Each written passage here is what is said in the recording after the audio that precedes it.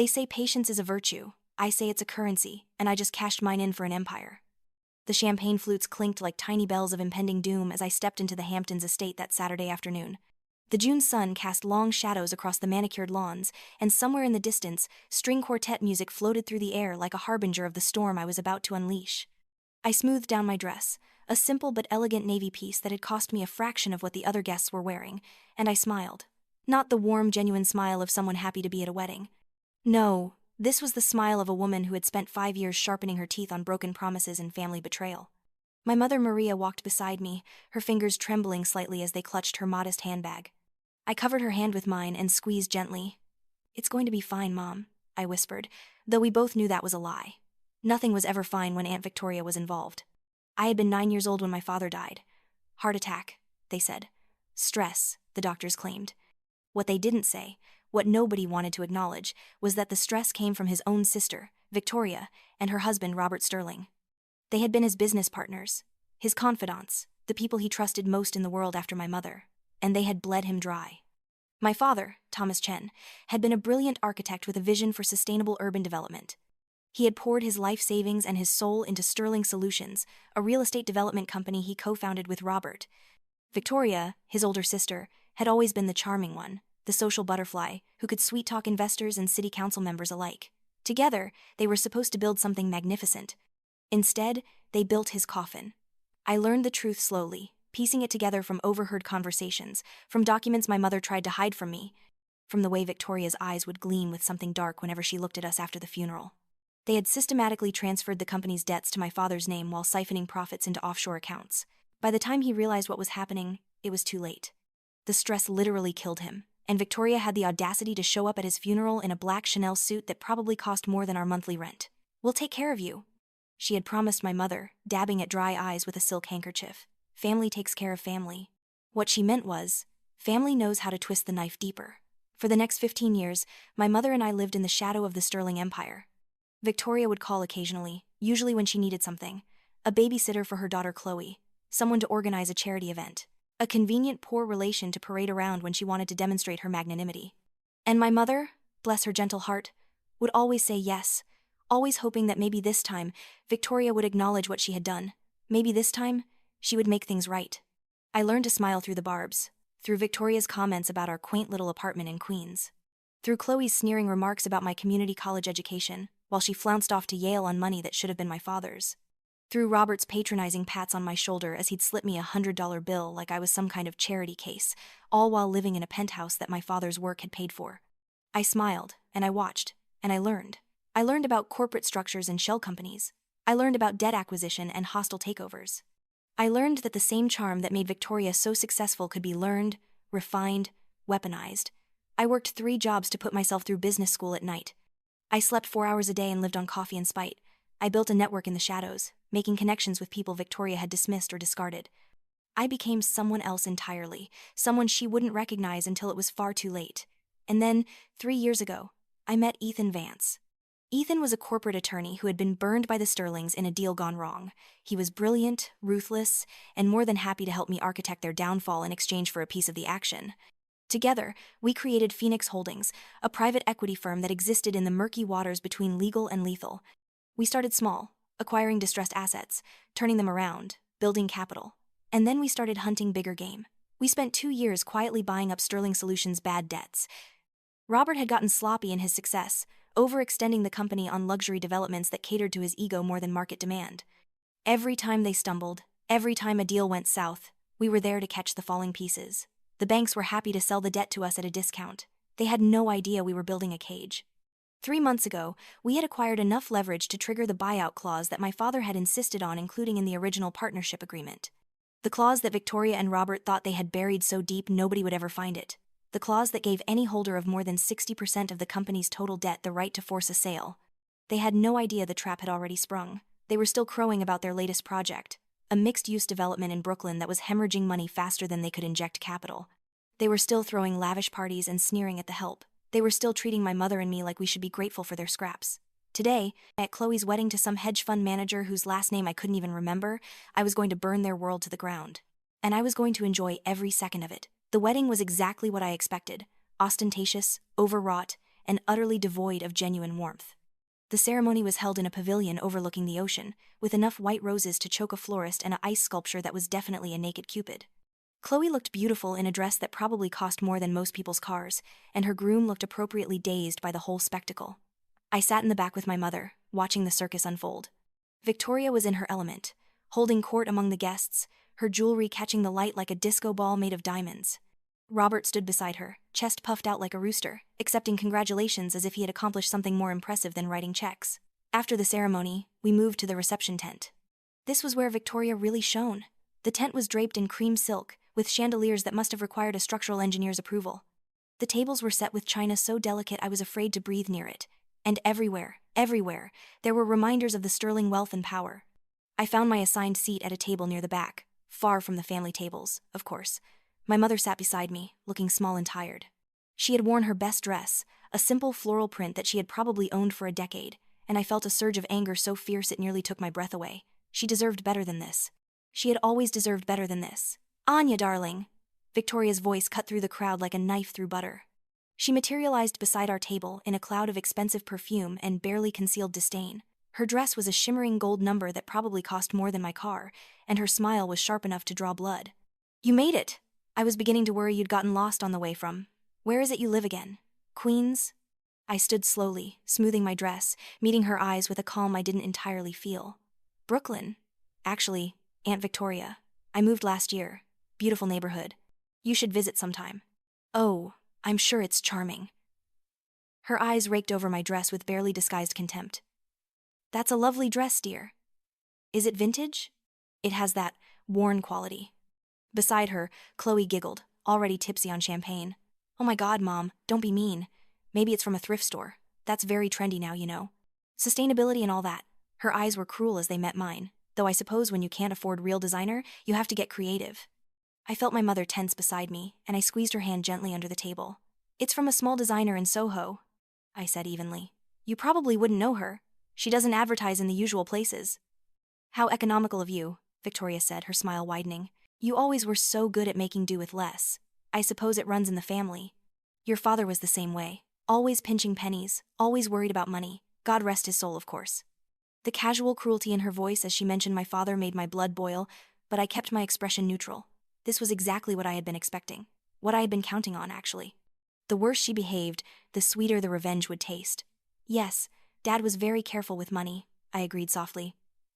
"He understood the value of $1. And the cost of betrayal." Something flickered in Victoria's eyes, too quick to identify. Then it was gone, replaced by her usual condescension. "Well, we all have our little philosophies, don't we? Robert, darling." She turned to wave at her husband, who was making his way toward us with a drink in hand. "Come say hello to my poor niece and sister-in-law." Robert Sterling was everything my father hadn't been. Loud, ostentatious, and morally flexible. He clapped me on the shoulder like we were old friends, the whiskey on his breath nearly knocking me backward. "Anya, good to see you, kid. How's the working world treating you?" "Still doing that, what was it, consulting thing?" "Something like that," I murmured. "Well, good for you, good for you. Always important to keep busy." He pulled out his wallet, that familiar gesture that made my skin crawl, and started to extract a bill. "Here, let me." "That won't be necessary, Uncle Robert." I held up a hand, my voice cool. "I'm doing quite well, actually." He looked almost offended, then shrugged and pocketed the money. "Suit yourself. Victoria tells me you're still living in Brooklyn? If you ever need help finding a better place, you know Sterling Solutions has connections. We could probably get you into something in a better neighborhood, as a family favor, of course." "How generous," I said, and I meant it to sting. Victoria was already looking past me, scanning the crowd for more important people to grace with her presence. "Well, we should mingle. Enjoy the party, dears. The food is catered by Daniel Baloud's team. I'm sure it's more sophisticated than what you're used to, but do try to enjoy it." As they walked away, my mother let out a shaky breath. "I'm sorry, sweetheart. I know how hard this is." "Don't apologize, Mom." I watched Victoria's retreating back, that gold dress catching the light like a target. Not for them, never for them. The first course was served, some kind of delicate seafood arrangement that looked more like art than food. Around me, the guests chatted about their summer homes in the Hamptons, their upcoming trips to Europe, their children's prestigious internships. I picked at my food and waited. Victoria was at the microphone now, giving a speech about her daughter's wedding. She spoke about family, about legacy, about the importance of choosing the right partner in life. The hypocrisy was so thick I could have cut it with the sterling silver knife beside my plate. She never once mentioned my father, the man whose death had funded this entire charade. The second course arrived. Victoria had returned to the family table, holding court among her circle of wealthy friends. I could see her gesturing grandly, probably telling some story about her latest social triumph. Robert was beside her, red-faced and jovial, accepting congratulations on successfully marrying off his daughter. And then, right on schedule, Ethan Vance appeared. He moved through the crowd like a shadow, barely noticed by the glittering guests. Ethan had that quality, the ability to be simultaneously present and invisible. It made him an exceptional attorney. He reached my table and set down an iPad, already open to a specific document. "Miss Chen?" he said formally, loud enough for nearby tables to hear. "The documents you requested are ready for your review." I looked at the iPad, then at Ethan, and nodded. "Thank you, Ethan. Perfect timing, as always." Victoria had noticed the interruption. She was frowning at us from across the tent, her perfect hostess mask slipping slightly. I saw her lean over and say something to Robert, who squinted in our direction. Then they started making their way toward our table. This was it, the moment I had been building toward for 5 years. My heart was pounding, but my hands were steady as I picked up the iPad. Victoria arrived first, with Robert close behind, Chloe trailing them, looking annoyed at the disruption. "Anya," Victoria said, her voice sharp with forced politeness. "Is everything all right? I do hope you're not conducting business at my daughter's wedding." I looked up at her, and I let myself smile. Really smile, for the first time all day. "Actually, Aunt Victoria, I am conducting business, quite important business as it happens." Her laugh was brittle. "Oh, how amusing. What kind of business could you possibly—" "The business of acquiring Sterling Solutions," I said calmly. "I finalized the purchase this afternoon actually, right before the ceremony. I would have mentioned it earlier, but I didn't want to steal focus from Chloe's special day." The silence that fell over our corner of the tent was absolute. I could see the exact moment my words penetrated Victoria's champagne haze. Her face went pale, then flushed an ugly red. Robert's mouth opened and closed like a fish drowning in air. "What?" Victoria finally managed, her voice strangled. "Did you just say?" I stood, brushing invisible wrinkles from my supposedly cheap dress. "I said I bought Sterling Solutions, the company my father co-founded, the company you stole from him. The company you've been running into the ground with your ego projects and your complete lack of fiscal responsibility." I tapped the iPad. "It's all here. The debt acquisitions, the buyout clause, the transfer of ownership. As of 2 hours ago, I own 73% of Sterling Solutions. And you, dear aunt, own nothing." Robert lurched forward, his face purple with rage. "This is insane. You can't, this is some kind of trick. There's no way a girl like you could—" "A girl like me?" I let the words hang in the air. "You mean the daughter of the man you betrayed? The niece you've been condescending to for 15 years? The poor relation you threw money at to make yourselves feel magnanimous?" I laughed, and it felt good, like lancing a wound. "Uncle Robert, you have no idea what I'm capable of, but you're about to learn." Victoria had found her voice again, though it shook with fury. "This is fraud. Corporate espionage. I'll have you arrested. You'll do nothing," I said coldly. "Everything I've done is perfectly legal. More legal than what you did to my father, certainly. I have an entire team of lawyers who have reviewed every step. But please, do try to make a scene. The guests are starting to notice, and I'm sure they'd love to hear about how you transferred your company's debts to your dying brother while funneling profits into offshore accounts. How you let him take the fall for your failures. How you built your empire on his grave." Chloe was crying now, mascara running down her face. "You're ruining my wedding. You jealous, vindictive." "I'm not ruining anything," I said, my voice calm in contrast to their hysteria. "I'm simply conducting a business transaction. One that happens to involve publicly traded debt and therefore required immediate disclosure. The timing is unfortunate, I'll admit. But then, you chose to have your wedding on a Saturday, and the markets don't stop for anyone." Ethan had been standing silently throughout this exchange, but now he cleared his throat. "If I may, there's one more thing." He tapped the iPad, bringing up a new document. "We've also filed a lawsuit on behalf of the Chen estate, seeking to recover the funds improperly transferred from Thomas Chen to Sterling Solutions in the years prior to his death. Our forensic accountants have found some very interesting irregularities in the books, irregularities that suggest systematic fraud." Victoria looked like she might faint. Robert was gripping the back of a chair so hard his knuckles were white. Around us, I could hear the whispers starting, could see phones being discreetly pulled out as guests began to search for news about Sterling Solutions online. "You can't do this," Victoria whispered, and for the first time I saw real fear in her eyes. "We're family. Thomas would never have wanted." "Don't you dare." My voice cracked like a whip. "Don't you dare invoke my father's name. You killed him. Maybe not with your hands, but with your greed and your betrayal. You let him die thinking he was a failure, that he had let his family down, when all along it was you. So don't talk to me about what he would have wanted. I know exactly what he would have wanted. He would have wanted justice. I picked up my clutch and gestured to my mother, who was staring at me with wide, shocked eyes. Come on, Mom. We're leaving. I have a board meeting first thing Monday morning, and I want to be prepared. There's going to be a lot of restructuring at Sterling Solutions, starting with the executive team. As we walked toward the exit, I heard Victoria's voice behind me, shrill and desperate. You'll regret this! You'll lose everything! Nobody in this industry will ever work with you again! I paused and looked back over my shoulder. The guests were openly staring now, some filming on their phones, others frantically texting. Victoria stood in the center of the chaos she had created, her gold dress looking tawdry in the afternoon light, her perfect mask finally, irreparably cracked. The funny thing about losing everything, Aunt Victoria, I said clearly, is that you only fear it when you have something to lose. I've already lost everything that mattered. My father. My childhood. My faith in family.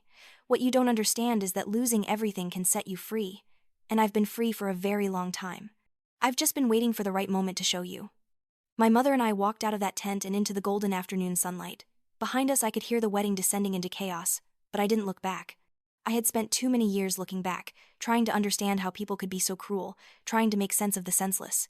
In the car, my mother finally spoke. Did you really buy their company? Yes. And the lawsuit? Every word true. We have evidence, Mom. Emails, financial records, even some recorded conversations, enough to put them away for a long time, if we wanted to press charges. She was quiet for a moment, staring out the window as we drove away from the Hamptons, away from the life Victoria had built on my father's bones.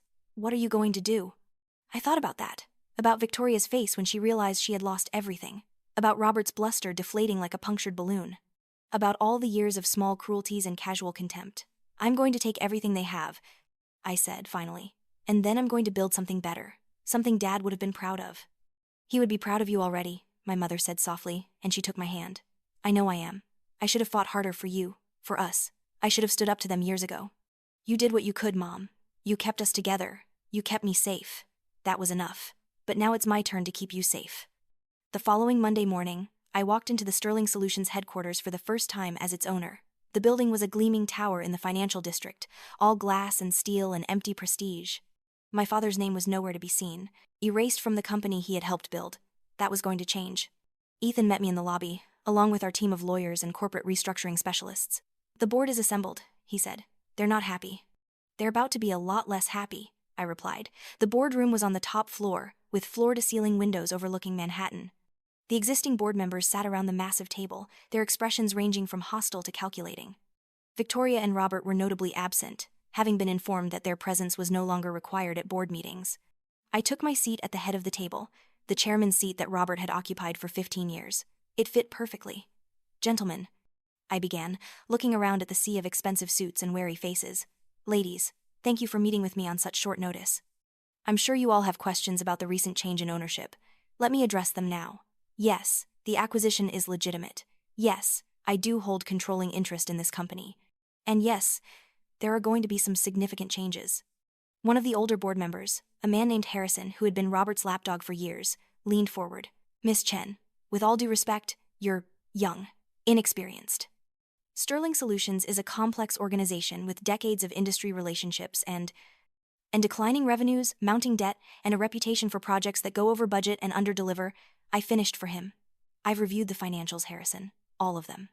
The real ones, not the creative accounting you've been presenting to shareholders. This company is bleeding money, and it has been for years. The only reason it hasn't collapsed entirely is because you've been covering losses with increasingly risky debt. I pulled up a presentation on the screen behind me. This is Sterling Solutions' actual financial position. Note the red, there's a lot of it. Now, this is my projection for the next 2 years, based on the restructuring plan I'm implementing. The numbers told the story. Cuts to vanity projects. Refocus on sustainable development, the sector my father had pioneered. Strategic partnerships with firms that actually knew what they were doing. It was aggressive, but it was sound. This is impossible, another board member sputtered. The timeline alone is ambitious but achievable. I've already secured commitments from 3 major institutional investors who are interested in our new direction. I've also negotiated with our primary creditors to restructure the debt on much more favorable terms. And I've identified several non-performing assets that we'll be divesting immediately. I paused, letting that sink in. including the penthouse apartment that has been inappropriately listed as a company asset for the last 10 years. The one Robert Sterling has been living in rent-free. The room erupted. Some board members were demanding to see documentation. Others were already calculating how to align themselves with the new regime. Harrison looked like he'd been slapped. I let them talk themselves out, then continued. There will be personnel changes, of course. Anyone who cannot or will not support the company's new direction is free to resign. Anyone who has been complicit in the financial irregularities of the past decade should probably consult with their attorneys. And anyone who wants to be part of building something real, something that actually matters, is welcome to stay and prove themselves. Ethan distributed packets of information to each board member. These are your new employment agreements, he explained. Performance-based compensation, strict ethics guidelines, and full transparency requirements. You have 48 hours to review and sign them. If you choose not to sign, we'll accept that as your resignation. One by one, I watched them come to terms with their new reality. Some would fight, some would leave, some would bend the knee and try to survive. I didn't care which. All that mattered was that Sterling Solutions was mine now, and I was going to make it into what it should have been all along. After the meeting, I stood alone in the boardroom, looking out over the city. My city now. Down below, people hurried along the streets, chasing their own dreams and ambitions, completely unaware that in this tower, a small revolution had just taken place. My phone buzzed, a text from my mother. I'm proud of you, sweetheart. Your father would be too. Another message, this one from an unknown number. You've made a powerful enemy, Anya. This isn't over. V. I smiled at Victoria's threat. Let her rage. Let her plot. She had already lost, and she just didn't know it yet. The lawsuit was moving forward. The forensic accountants were finding more evidence every day. And the business world, that glittering ecosystem of money and power, had already begun to turn its back on the Sterlings. I replied to Victoria with a simple message. It was over the moment you underestimated me. Enjoy the fall. Over the next several weeks, I systematically dismantled everything Victoria and Robert had built. Not out of spite, though I won't lie and say that wasn't part of it. But mainly because it was all built on sand, on ego and greed, rather than solid business principles. I brought in new management, people who actually understood sustainable development and responsible growth. I restructured the debt, cutting deals with creditors who could see the value in the company's new direction. I sold off the trophy projects, the developments that existed only to stroke Robert's ego, and reinvested the capital in projects that made sense. And I made sure everyone knew that Sterling Solutions was under new leadership. I gave interviews to business publications, carefully crafting a narrative of redemption and renewal. I spoke about my father's vision, about ethical business practices, about building a company that created value rather than extracting it. The response was overwhelming. Investors who had been wary of Sterling Solutions under Robert's leadership were suddenly interested. Architects and designers who had refused to work with the company because of its reputation were reaching out. The industry, it turned out, had been waiting for someone to clean house. Victoria and Robert, meanwhile, were discovering what it meant to fall from grace in a city that worshipped success and abandoned failure. Their assets were frozen pending the outcome of the lawsuit. Their social circle had evaporated overnight, fair-weather friends fleeing like rats from a sinking ship. Robert was facing potential criminal charges for fraud and embezzlement. Victoria, who had built her entire identity on being a Sterling, was now just another disgraced socialite. I could have felt sorry for them. Could have, but didn't. 6 months after Chloe's wedding, I stood in the same boardroom where I had first addressed the Sterling Solutions board. But this time, the room was filled with journalists, investors, and city officials. This time, the company name on the wall behind me was different: Phoenix Solutions. We had officially renamed the company, shedding the Sterling name and everything it represented. The Phoenix, rising from the ashes. It was perhaps a bit on the nose, but I didn't care. It felt right. Phoenix Solutions, I told the assembled crowd, is built on the principles that my father, Thomas Chen, believed in: sustainable development, ethical business practices, creating value for communities, not just shareholders. We're not just building buildings, we're building futures. I unveiled our first major project, a mixed-use development in Queens, in the neighborhood where my mother and I had lived for so many years. Affordable housing, green spaces, local business incubators. Everything a community needed to thrive, not just survive. The irony wasn't lost on anyone. The company that had once dismissed Queens as beneath notice was now investing heavily in its future. The company that had been built on exploitation was now focused on empowerment. After the press conference, I found my mother waiting in my office. She looked different lately, lighter somehow. As if a weight she'd been carrying for years had finally been lifted. "Your father would be so proud," she said, tears in her eyes as she hugged me, "not just of the business success, but of the woman you've become, of the person you are." I learned from the best. I told her. Dad taught me to dream big. You taught me to never give up, even when everything seems hopeless. And Victoria, I paused, considering. Victoria taught me that patience is a weapon, if you know how to wield it. There was a knock at my door. Ethan poked his head in. Sorry to interrupt, but there's someone here to see you. She says it's urgent. Who? Victoria Sterling. I exchanged a look with my mother. It's okay, Mom. I can handle this. My mother squeezed my hand and left. Ethan showed Victoria in, then discreetly closed the door behind her. Victoria looked terrible. The polished socialite was gone, replaced by a woman who had aged a decade in 6 months. Her designer clothes hung loose on her frame. Her hair, always perfectly styled, showed roots that hadn't been touched up, but it was her eyes that shocked me most. They were empty, defeated. Anya, she said, and her voice cracked. Please, I need to talk to you. I gestured to the chair across from my desk. I have 5 minutes. She sat, her hands trembling in her lap. I came to ask, to beg, really. Robert is going to prison. The lawyers say there's no way to avoid it. The evidence is too strong. But they've offered him a plea deal if he testifies against others who were involved. Against you, you mean? She nodded, tears spilling down her cheeks. I'll lose everything. Prison, bankruptcy, all of it. I wanted to ask if there was any way you could show mercy. For the sake of family, for the sake of your father, who loved me once. I studied her for a long moment. This woman who had made my childhood a misery, who had driven my father to an early grave, who had sneered at my mother and me for years, treating us like we were less than human. Now she sat before me, broken and begging. I should have felt triumphant. I should have savored this moment. But all I felt was tired. You want me to show you mercy? I said slowly. Because we're family. The same family you destroyed. The same family you betrayed at every opportunity. You want mercy from the woman you called poor, desperate, pathetic, from the daughter of the man you killed. I didn't kill Thomas, she whispered. It was a heart attack. I didn't. You did. My voice was flat, emotionless. Maybe not with your hands, but you did it all the same. You and Robert took everything from him. His business, his dreams, his peace of mind. You let him die thinking he had failed, when all along it was you who had failed at being a sister, failed at being human. She was sobbing now, full-body sobs that shook her entire frame. I'm sorry. God, I'm so sorry. I was jealous. Thomas was always the good one, the talented one, the one everyone loved. I wanted what he had. I wanted to matter. You did matter, I said. You mattered to him. He trusted you. He loved you. And you used that love as a weapon. So no, Victoria, I'm not going to show you mercy. I'm not going to make this easier for you. You're going to face the consequences of your actions, just like my father did. Just like my mother and I did. I stood, signaling that our conversation was over. But I will tell you this. What you did taught me everything I needed to know about power and how it can corrupt. About family and how it can betray. About patience and how it can be the deadliest weapon of all. So, in a way, I suppose I should thank you. You helped make me who I am. She looked up at me, mascara streaking her face, and for a moment I saw something like understanding in her eyes. You're just like me, she whispered, ruthless, calculating. You've become exactly what you despised. I walked to the door and opened it.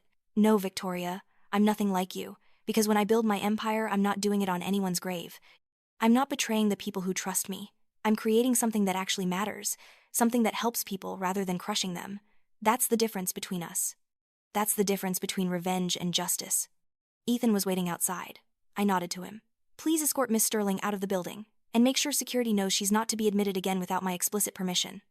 I watched her go, this woman who had haunted my nightmares for so many years. She looked so small now, so diminished.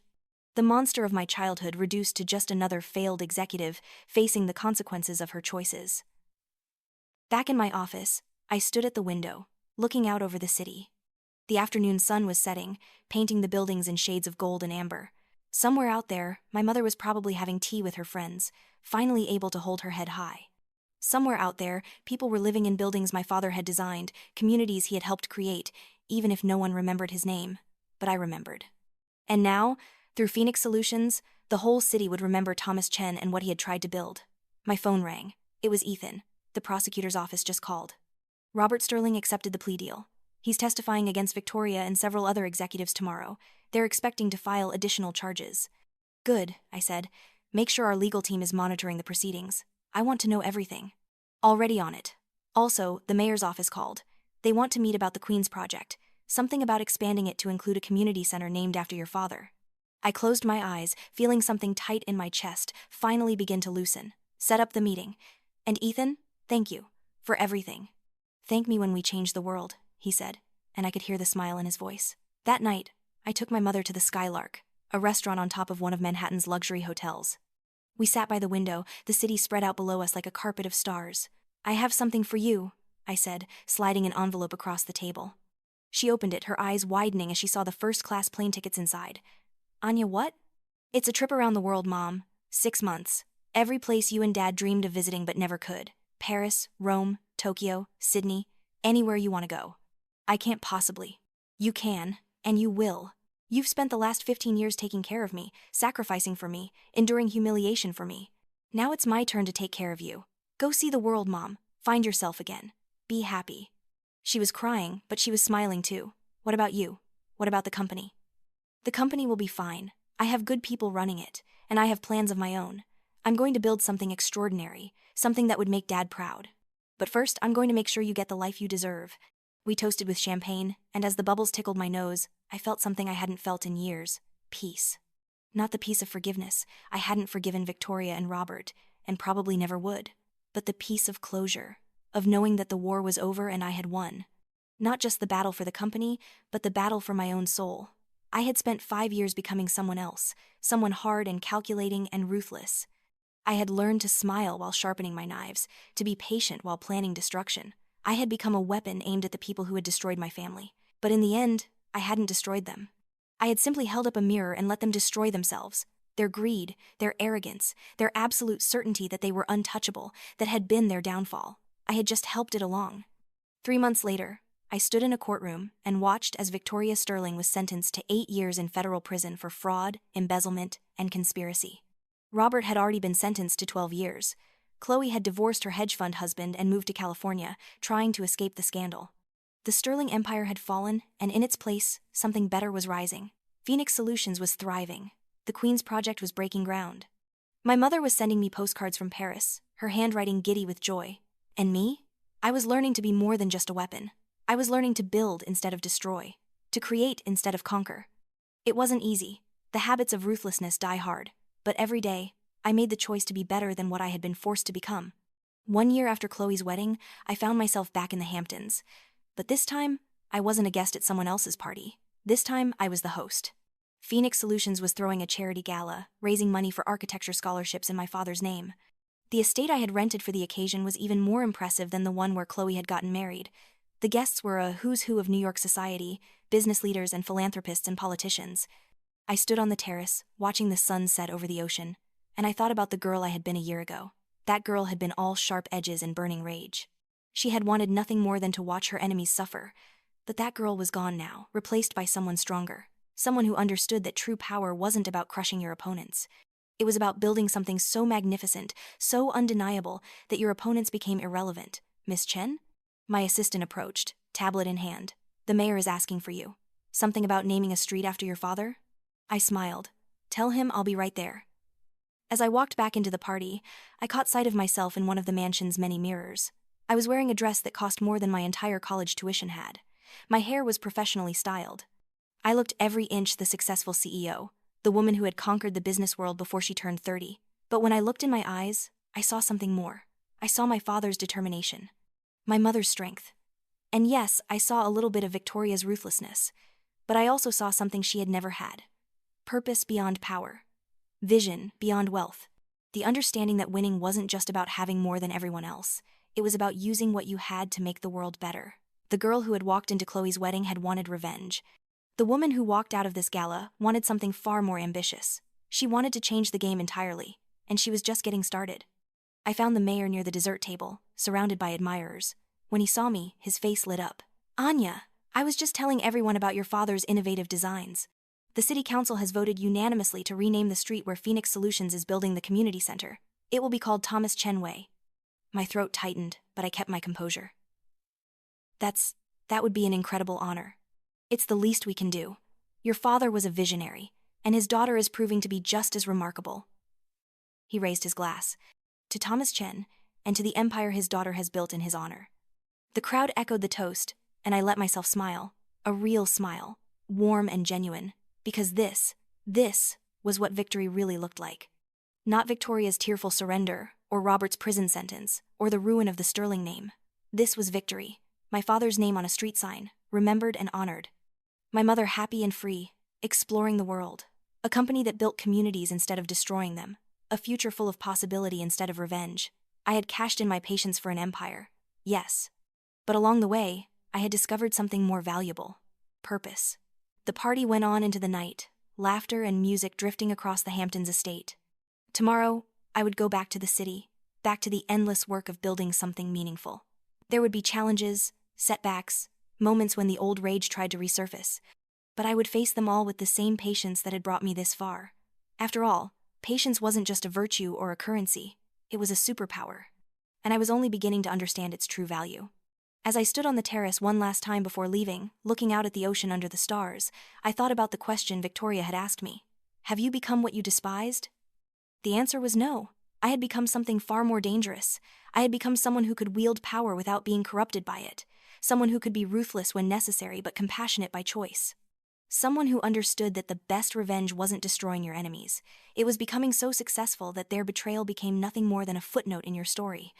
Victoria Sterling had taught me about patience, about power, about the price of ambition. But in the end, I had learned the most important lesson on my own. Winning wasn't about having the last word. It was about building something so extraordinary that words became unnecessary. The empire I had built wasn't just Phoenix Solutions, wasn't just money and power and influence. The real empire was the life I had reclaimed, the peace I had found, the future I had created not just for myself but for everyone my father had dreamed of helping. That was worth more than any revenge. That was worth everything. I walked back to my car, leaving the party behind. Tomorrow was Monday, and there was work to do. A company to run, a legacy to build, a world to change. The girl who had smiled through humiliation was gone. In her place stood a woman who had learned that sometimes the best way to win is to stop playing their game and start playing your own. And I was going to play it better than anyone had ever imagined.